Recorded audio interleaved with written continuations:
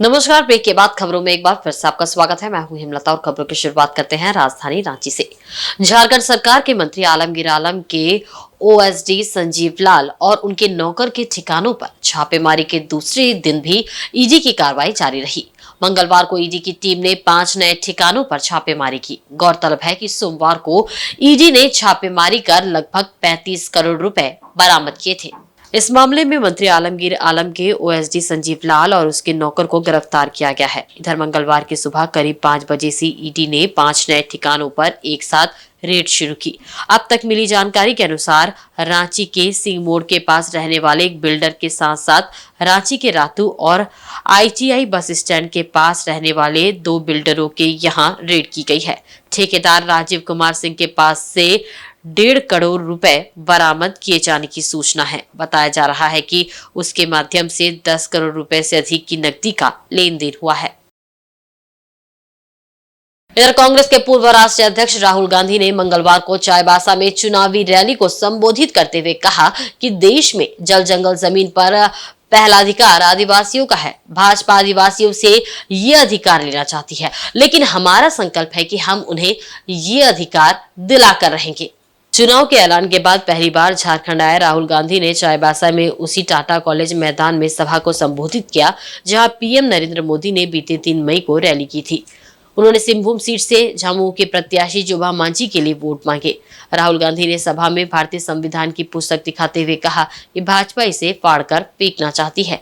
इस देश में आदिवासियों, दलितों, पिछड़ों को जो भी मिला है वह इस किताब की बदौलत मिला है। हमारे बड़े नेताओं ने इस किताब के लिए कुर्बानी दी थी। संविधान की इसी किताब की बदौलत आपको आरक्षण, नौकरियां मिलती है। इस किताब को भाजपा खत्म करना चाहती है और हम इसके लिए जान देने को तैयार है। कांग्रेस नेता ने देश की टॉप ब्यूरोक्रेसी में आदिवासी अफसरों की कम भागीदारी का सवाल उठाया। उन्होंने कहा कि हेमंत सोरेन को आदिवासी होने के कारण गिरफ्तार कर जेल में डाल दिया गया। इस जनसभा को झारखंड के सीएम चंपई सोरेन और कल्पना सोरेन ने भी संबोधित किया। आज तक हिंदुस्तान में जो भी आपको मिला है वो इस किताब ने आपको दिया है। आप एक साथ, हमारे साथ, कांग्रेस पार्टी के साथ, आपके बड़े बड़े नेताओं ने इस किताब के लिए कुर्बानी दी थी, अपनी जान दी थी और आज इस किताब को, कॉन्स्टिट्यूशन को, संविधान को बीजेपी के लोग खत्म करने में लगे हुए हैं। भाइयों और बहनों, संविधान से आपको आरक्षण मिलता है, संविधान से आपको नौकरियां मिलती है, संविधान से आपके बच्चों की शिक्षा होती है, संविधान से आपका अस्पताल में इलाज किया जाता है। अगर ये मिट जाएगा तो आदिवासी कहीं के नहीं रहेंगे, दलित और पिछड़ा वर्ग कहीं का नहीं रहेगा। सारा का सारा 10-15 अरबपतियों के हाथ में चला जाएगा। अदानी नाम है, आप जानते हो, उसकी नजर आपकी जंगल, जमीन और जल पर है और नरेंद्र मोदी उसके लिए काम करता है। और अदानी जी चाहते हैं, नरेंद्र मोदी जी चाहते हैं कि ये जो किताब है ये खत्म हो जाए और उनका बिना इस किताब के राज चले। जो भारतीय जनता पार्टी झूठ बोल के, झूठ आश्वासन, जुमलाबाजी 2014 में शुरू किया था और महंगाई के नाम पर, अच्छा दिन के नाम पर, युवा को नौकरी देने के नाम पर झूठ प्रचार करके सत्ता में काबिज हुआ, लेकिन एक भी उनका घोषणा एक भी सही साबित नहीं हुआ और वो जुमलाबाजी में साबित हुआ। न महंगाई की बात किया है ये भी, न महंगाई को कम किया।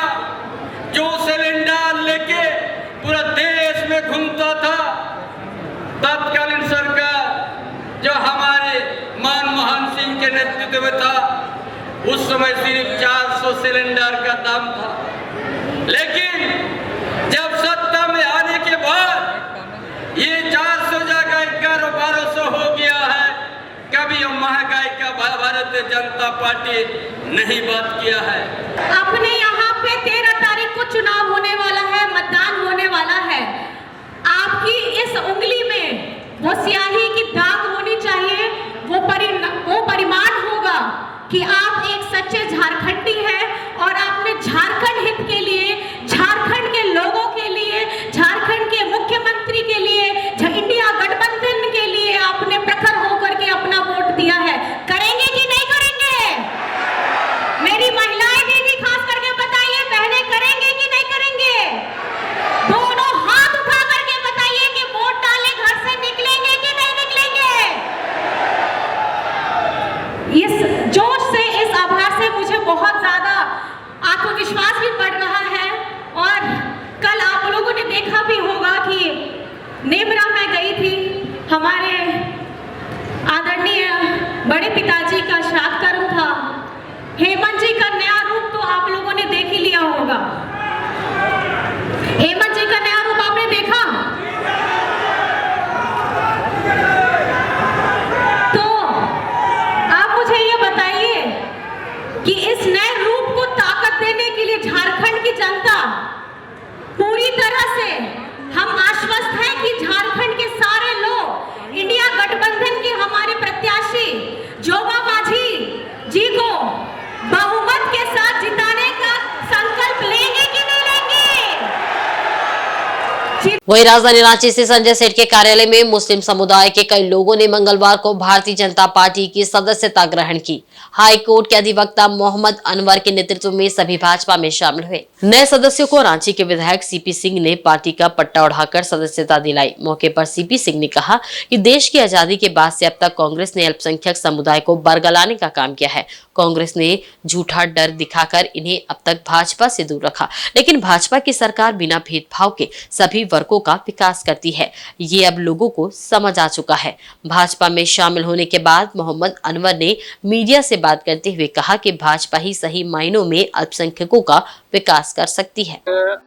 हमारे एडवोकेट अनवर साहब के नेतृत्व में ये सैकड़ों की संख्या में मुसलमान भाइयों ने भारतीय जनता पार्टी में शामिल होने का काम किया। तो मैंने उन्हें आज़ादी के बाद से अभी तक का इतिहास बताने का काम किया है कि किस प्रकार से कांग्रेस ने इन्हें डरवाते रहने का काम किया है, चाहे जनसंघ से डरवाने का काम किया हो या भाजपा से। लेकिन आज देश के आदरणीय प्रधानमंत्री जी देश की 140 करोड़ जनता के हित के लिए काम कर रहे हैं और उसमें हमारा मुस्लिम समुदाय भी आता है। वैसी स्थिति में जब देश के आदरणीय प्रधानमंत्री कोई भेदभाव नहीं करते हैं, सभी भारतीय नागरिक बराबर हैं, तो वैसी स्थिति में इन कांग्रेसियों का बाउंडेड लेबर यानी बंधुआ मजदूर कब तक बन के रहेंगे।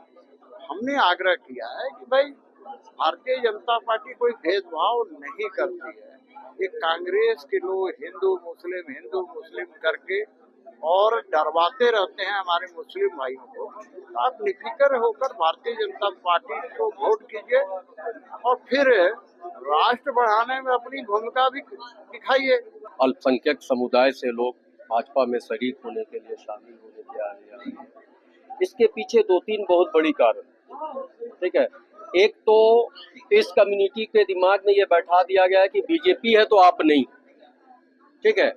उस भ्रम को, उस झूठ को तोड़ने के लिए ऐसा अगर होता तो आज मेरे 52 मुस्लिम भाई 2023 यूपीएससी कंप्लीट नहीं करते, ठीक है। कल लखनऊ से एक मुस्लिम लड़की सेकंड टॉपर आईसीएसई बोर्ड में नहीं आती। इससे पहले संस्कृत बोर्ड में एक मुस्लिम लड़का उत्तर प्रदेश से टॉप नहीं करता।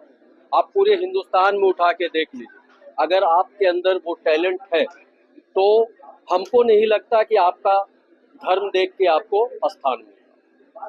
हम ये दिमाग में बैठा लिए कि नहीं भैया हमको अपना लेबल रखना पंक्चर बनाने वाला, उस लेबल को तोड़ने के लिए इस दल में हम आए। मुझे कोई राजनीति से कोई लेना देना नहीं, ना मुझे कभी चुनाव लड़ना, ना कोई नेतागिरी करना। मैं अपने समुदाय को कोशिश करूंगा कि एक सही फैक्ट उसके सामने रखूं। लोग कहते हैं कि भाजपा आएगी तो मुसलमान को भगा देगा। मेरी आबादी का अंदाजा है, इस मुल्क में अगर सही से सेंसस आज करवा दीजिए तो more than 50 crore we are here in India. 25 crore की आबादी को कोई सोचा है, समझा किसको कहते हैं? कोई देखा आंख से? कहाँ फेंकिएगा?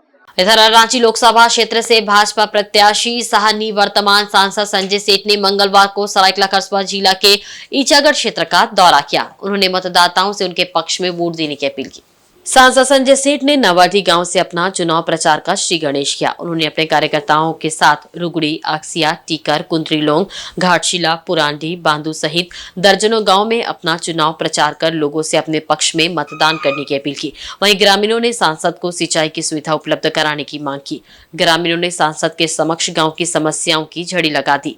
इस पर संजय सेठ ने कहा कि केंद्र सरकार ने नरेंद्र मोदी के नेतृत्व में देश को आगे बढ़ाने का काम किया है। महिलाओं को सम्मान देने, आदिवासी समाज को आगे बढ़ाने और किसानों के लिए काम किया। उन्होंने क्षेत्र में किए गए विकास योजनाओं के संबंध में भी ग्रामीणों को जानकारी दी। साथ ही विकास कार्य और देश का गौरव को आगे बढ़ाने के लिए लोगों से दूसरी बार समर्थन देने की अपील की। 13 फूल और एक फल के रूप में प्रधानमंत्री को 4 दिन को भेंट करेंगे। देखो, चुनाव है, लोकतंत्र है, सबको जनता के बीच में जाना है। ये तो जनता को तय करना है। ये तो लोकसभा का चुनाव है। प्रधानमंत्री नरेंद्र मोदी दुनिया के सबसे लोकप्रिय नेता, जिन्होंने देश की तकदीर और तस्वीर बदल दी। आज दुनिया मोदी की मुरीद है। आज गांव, टोला, पंचायत में जाओ, बोलती है हम तो मोदी के दे वोट। काहे भाई? मोदी हमरा शौचालय देलक, घर देलक, आयुष्मान भारत देलक, खाता देलक, 2-2 हजार रुपए हमरा किसान सम्मान योजना देलक, हमरा 5-5 केजी राशन दे देलक। तो ये भाव है एक गांव की महिला का, है ना। और मोदी एक विकास के पुरुष बन गए। आजादी के इतने साल बाद भी कोई मोदी के पहले कोई इतना कर सका? आज मोदी गांव-गांव, टोला-टोला, झोपड़पट्टी तक पहुंच गए। आप कल्पना करो। और इसीलिए देश की जनता इस बार यह संकल्प ले रही है कि अब की बार 400 के पार। देखना, इस बार मोदी को इतने सशक्त के रूप में कि मोदी एक देवता के रूप में इस पृथ्वी पे आए। कोई नरेंद्र मोदी को कोई माने एक साधारण इंसान नहीं, एक देवता के रूप में। जब भारत पे संकट आया, ऐसे ही महापुरुष ने जन्म लिया। इधर जमशेदपुर लोकसभा संसदीय क्षेत्र के लिए नामांकन की प्रक्रिया समाप्त होने के बाद अब सभी प्रत्याशियों ने अपना जनसंपर्क अभियान तेज कर दिया है। मंगलवार को इंडी गठबंधन के प्रत्याशी समीर मोहंती ने पूर्वी विधानसभा क्षेत्र के भालूबासा में जनसंपर्क अभियान चलाया। उन्होंने क्षेत्र में जाकर लोगों से मुलाकात की और अपने पक्ष में वोट करने की अपील की। वहीं इस दौरान काफी संख्या में उनके समर्थक मौजूद थे। वहीं कांग्रेस के मंत्री आलमगीर आलम के निजी सचिव के नौकर के घर से करोड़ों रुपए ईडी द्वारा बरामद करने के मामले में समीर मोहंती ने कहा कि चुनाव में इसका कोई असर नहीं पड़ेगा। अभी तक ईडी की ओर से इस बारे में कुछ भी स्पष्ट नहीं किया गया है, लेकिन जो भी लोग इसमें दोषी होंगे और जिन लोगों ने गलत किया है उन पर कार्रवाई होनी चाहिए। जो बच्चा साल भर किताब खोलता नहीं है, वो परीक्षा के समय रात जाग के पढ़ता डिग्री जला। लेकिन जो डेली पढ़ता है उसको रात जागने का कोई जरूरत नहीं। हम लोग डेली गांव के लिए काम कर रहे हैं, समाज के लिए काम कर रहे हैं। ना हमको तो लगता है मेरे पास बहुत ज़्यादा समय है और इस समय में हम हर गली कस्बा, हर घर तक, हर मतदाता तक हम लोग पहुँच सकते हैं। स्टार पर जो हमको देख रहा है, अब हमको हमारा ओरिजिनेटर देख कर हमको वोट देना, स्टार प्रचारक को देख के वोट दे के हम जनता को छलने का काम क्यों करेंगे? हम क्यों जनता को ठगने का काम करेंगे कि भाई हम आपका माधुरी दीक्षित को लाएंगे तो चेहरा दिखा के वोट लेंगे? मुझे देखे, हमारा चेहरा देखे, हमारा विचार देखे, हमारा चेहरा देखे, हमारा विचार देखे। और मेरा जो झारखंड मुक्ति मोर्चा का वफादार सिपाही है वो मेरा स्टाफ। क्या कि बात ऐसा है कि अभी तक उसका पूरा स्पष्टीकरण नहीं हुआ है, लेकिन एक बात हम कहेंगे, ये वाहन का मालिक भी मैं ही हूँ, इसका ड्राइवर भी मैं ही हूँ। हम जैसा चलाएंगे वैसे चलेगा, जितना स्पीड में चलाएंगे उतना चलेगा। हम अपना दे सकते हैं कि भाई हम ईमानदारी से काम करें, लेकिन कौन क्या कर रहा है, गलत कर रहा है तो पनिशमेंट मिलेगा उसको। इधर चक्रधरपुर के एटीएम सेंटर में इन दिनों ठग सक्रिय है। ताजा मामला में चक्रधरपुर पेट्रोल पंप स्थित एटीएम में पैसा निकालने गए कराईकेला के नमाहातू गांव निवासी बागुन गागराई का एटीएम कार्ड बदलकर ठगों ने 45,000 रुपए निकाल लिए। इस मामले में पीड़ित ने थाना में लिखित शिकायत की है। बागुन गागराई ने बताया कि वहां चक्रधरपुर पेट्रोल पंप स्थित एटीएम में रुपए निकासी करने पहुंचा था। जब एटीएम में प्रवेश किया तो उसके पीछे एक युवक आकर खड़ा हो गया। एटीएम से रुपए नहीं निकल रहा था तो युवक ने एटीएम मांगा और बोला कि वह रुपए निकाल देगा। इतनी देर में युवक एटीएम बदलकर वहां से भाग खड़ा हुआ। जब बागुन ने दोबारा अपने एटीएम से रुपए निकालने का प्रयास किया तो पिन नंबर गलत बताने लगा, जिसके बाद बागुन गागराई अपने घर नकटी नमाहातू वापस आ गया। बाद में उसके मोबाइल पर रुपए की निकासी और ऑनलाइन खरीदारी करने का मैसेज आने लगा, जिसके बाद बागुन चक्रधरपुर स्टेट बैंक पहुंचा और मामले की जानकारी बैंक को दी। बैंक द्वारा बागुन गागराई को बताया गया कि चक्रधरपुर रेलवे स्टेशन के पास स्थित एटीएम से रुपए की निकासी की गई है। उसके एटीएम से 17,400 रुपए की ऑनलाइन खरीदारी भी हुई है, जबकि एक बार 2,000 और 3 बार 9,500 रुपए की निकासी कर ली गई है। कुल लगभग 45,000 रुपए की निकासी हो चुकी है। मामले की जानकारी मिलने पर पूर्व वार्ड पार्षद दिनेश जेना चक्रधरपुर थाना पहुंचकर एटीएम से ठगी मामले में शिकायत दर्ज करवाई। तो मेरे साथ में पीछे खड़ा था तो घुसा, फिर नहीं निकल रहा था तो घुसा, फिर वो मैं चेक किया नहीं निकल रहा तो मैं एटीएम अपना पकड़ रहा था, फिर बोला और एक बार चेक करो, तभी वो चेंज कर दिया मेरा एटीएम। अच्छा, अभी तक कितना पैसा निकाल लिया है? 45,000 आसपास हो गया। अच्छा, वो उस एटीएम से नहीं निकाला, दूसरा उसी से मेरा वाला से निकाला, हमको जो तमाया वो दूसरे का, उस एटीएम से दूसरा मशीन से निकाला ना? हाँ, रेलवे वाला से निकाला बोला साहब। अच्छा, बैंक में गया था तो और वो मार्केटिंग किया कुछ 17,000 का ऑनलाइन। इधर पूर्वी सिंहभूम जिले के चाकुलिया थाना अंतर्गत भोड़ोसोल में टीकाराम सोरेन के घर पर पुलिस ने छापेमारी कर 66.9 किलोग्राम गांजा बरामद किया है। गांजा का बाजार में अनुमानित मूल्य लगभग 35 लाख रुपए बताया जा रहा है। इस संबंध में मंगलवार को घाटशिला में आयोजित संवाददाता सम्मेलन में एसएसपी किशोर कौशल ने जानकारी दी। एसएसपी ने बताया कि पुलिस को गुप्त सूचना मिली थी कि चाकुलिया थाना क्षेत्र के एक घर में बड़े पैमाने पर गांजा की खरीद बिक्री की जा रही है। इस सूचना के बाद सीडीपीओ अजीत कुमार कुजूर के नेतृत्व में पुलिस टीम का गठन कर सोमवार की रात छापेमारी अभियान चलाया गया। इस अभियान में पुलिस ने भोंडोशोल स्थित टीकाराम सोरेन के घर से 32 पैकेट गांजा को बरामद किया। बरामद गांजा का वजन 66.9 किलोग्राम है। उन्होंने कहा कि इस मामले में एक व्यक्ति टीकाराम सोरेन को गिरफ्तार किया गया है, बाकी 3 अभियुक्त की तलाश जारी है। सीनियर एसपी ने बताया कि ये गांजा का खेप उड़ीसा से चाकुलिया लाया गया था। इतनी बड़ी मात्रा में गांजा का व्यापार कैसे हो रहा है, इस मामले को लेकर पुलिस गंभीरता से जांच कर रही है और गांजा की सप्लाई कहां-कहां हो रही है इसकी भी जानकारी ले रही है। संवाददाता सम्मेलन के दौरान ग्रामीण एसपी ऋषभ गर्ग, एसडीपीओ अजीत कुमार कुजूर समेत कई थाना प्रभारी मौजूद थे। देखिए, दिनांक 6/5/24 को इस प्रकार की एक सूचना प्राप्त हुई थी कि चकुलिया थाना अंतर्गत बोंडोसोल गांव में एक व्यक्ति के यहाँ बड़ी मात्रा में अवैध रूप से गांजा को भंडारित करके रखा गया है और उसकी खरीद बिक्री की जाती है। इसको लेकर पुलिस अधीक्षक ग्रामीण को निर्देशित किया गया और उनके दिशा निर्देशन में एसडीपीओ घाटशिला के द्वारा एक टीम बनाई गई थाना प्रभारी और अन्य ऑफिसर्स के साथ में, और उसके घर में जब छापामारी की गई मजिस्ट्रेट के साथ में, तो वहाँ पर से उसके घर से 4 बोरी में कुल 32 पैकेट जो है लगभग अवैध गांजा बरामद किया गया है। और इस गांजा का कुल जब वज़न किया गया तो वो लगभग 66.9 किलोग्राम वज़न उसका आया है, जिसकी कीमत अमूमन जो है वो 35 लाख रुपए के आसपास है। और इस संदर्भ में एक की गिरफ्तारी हुई है, अन्य 3 भी इसमें नामजद अभियुक्त बनाए गए हैं जिनके ऊपर प्राथमिकी दर्ज की गई है।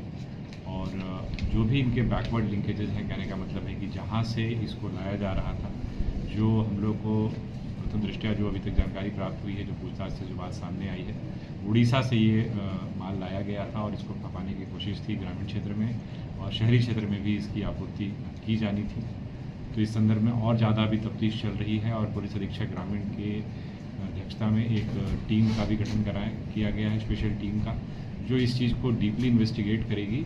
ये चूँकि एक बहुत बड़ी खेप है, एक तरीके से आप कह सकते हैं, तो इस पूरे खेप को लाने वाला कौन व्यक्ति है और इसका मूल स्रोत कहाँ पर से है, किस प्रकार से इसका ट्रांसपोर्टेशन होता है, इस पूरे ही नेक्सस को नेस्तनाबूद करने के लिए जमशेदपुर पुलिस, पूर्वी सिंहभूम पुलिस प्रयास करेगी। वहीं लोकसभा चुनाव के मद्देनजर जमशेदपुर पुलिस नशा के खिलाफ लगातार अभियान चला रही है। इसी क्रम में पूर्वी सिंहभूम जिले के जादूगोड़ा थाना अंतर्गत उत्तरी इचड़ा के धर्म डी टोला से पुलिस ने छापेमारी कर भारी मात्रा में अंग्रेजी शराब और बियर बरामद किया है।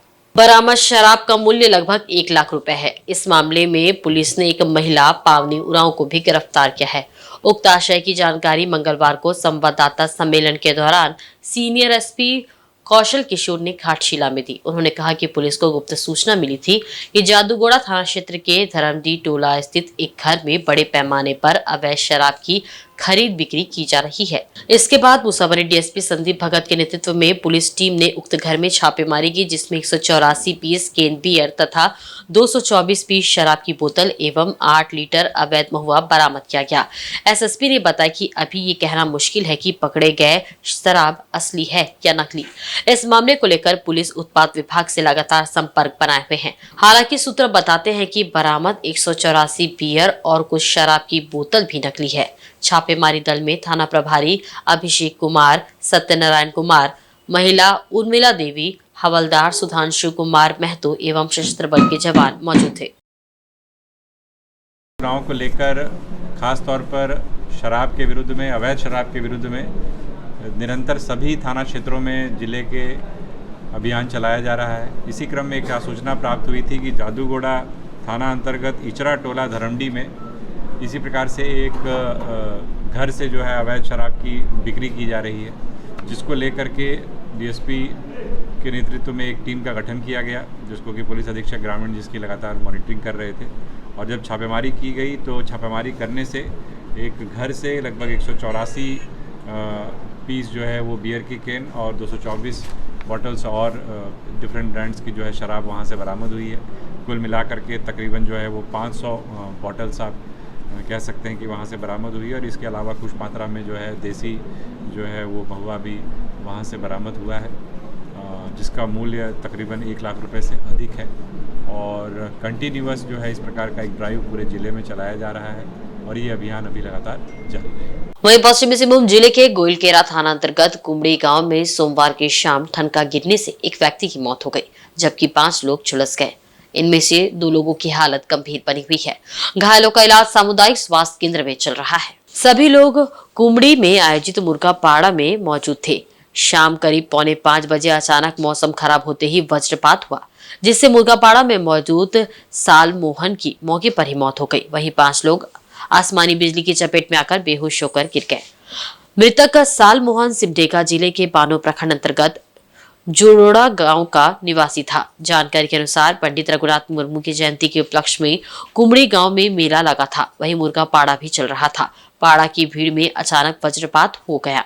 सालमोहन के अलावा गोइलकेरा के कांतिंगकेल निवासी 32 वर्षीय संतोष गुड़िया, आनंदपुर के टुंगरी टोला निवासी 30 वर्षीय इजराइल लुगुन, गोइलकेरा के 29 वर्षीय श्याम गुप्ता, मछुआ टोली के सुनील और सुनील मछुआ को भी आसमानी बिजली का झटका लगा और वे बेहोश होकर गिर गए।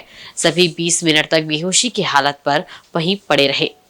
घटना के बाद स्थानीय लोगों ने प्रखंड 20 सूत्री कार्यक्रम क्रियान्वयन समिति के अध्यक्ष अकबर खान को इसकी जानकारी दी, जिसके बाद उन्होंने अस्पताल से एम्बुलेंस भेजकर घायलों को अस्पताल लाने की व्यवस्था की। गंभीर रूप से घायल इजराइल लुगुन और संतोष गुड़िया को सीएससी में भर्ती कराया गया है, जबकि अन्य घायलों को अस्पताल से डिस्चार्ज कर दिया गया है।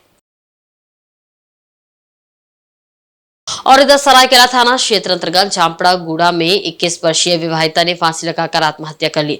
मृतिका का नाम नंदिनी महतो है। घटना का कारण घरेलू विवाद बताया जा रहा है। घटना मंगलवार देर रात की है। पुलिस ने शव को पोस्टमार्टम के लिए भेज दिया है। मृतिका नंदिनी महतो का पति सुनील कुमार रात में ड्यूटी करने आदित्यपुर गया हुआ था। सुबह जब घर पहुंचा तो उसके परिवार वालों ने घटना की जानकारी दी। नंदिनी के ससुर ने बताया कि बहू ने खुदकुशी की, कि इस संबंध में उन्हें कोई जानकारी नहीं है। सुबह जब कमरे का दरवाजा खोला गया तो पुत्रवधू साड़ी के सहारे फंदा बनाकर लटकी हुई थी।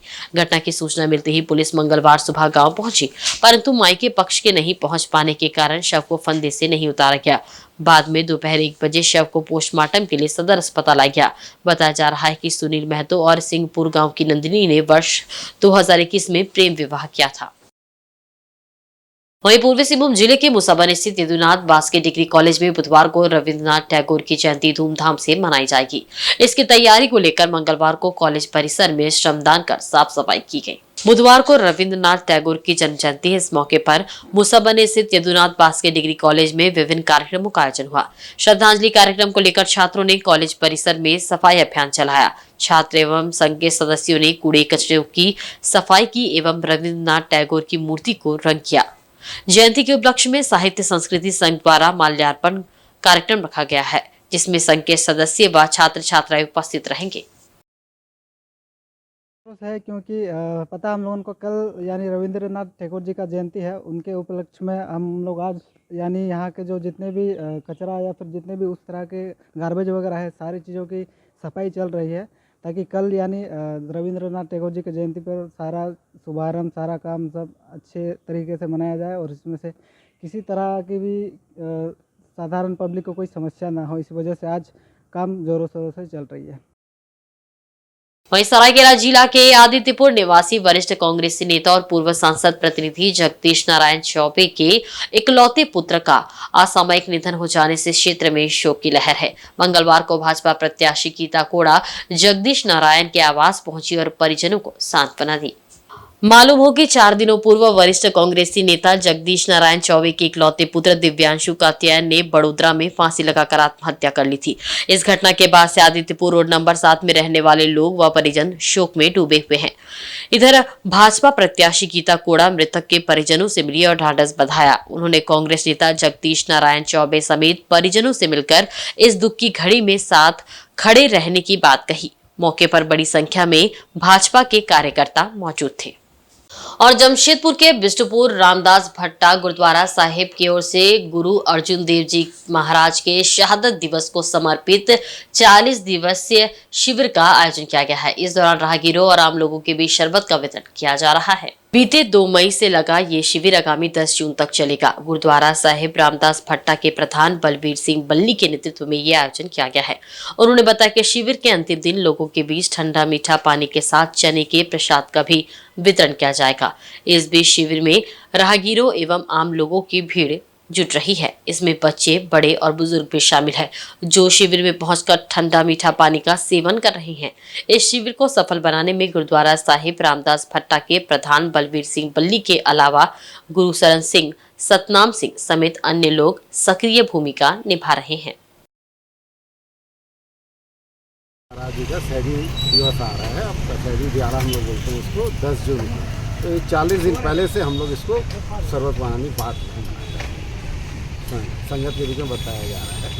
संगत के उद्देश्य क्या रहता है? उद्देश्य रहता है कि मतलब गुरु अर्जुन देव जी महाराज जी का जो मतलब सबको ठंडा रखना, ठंडा पानी पिला करके आदमी को मतलब मन शांत रहे, आदमी के मन में अच्छा विचार आए, कौम को सबका अच्छा संदेश जाए सबके लिए। भाई सब हम एक हैं। और आज के बुलेटिन में बस इतना ही। कल फिर हाजिर होंगे कुछ नई खबरों के साथ। तब तक देखते रहिए इंसाइड झारखंड न्यूज। नमस्कार।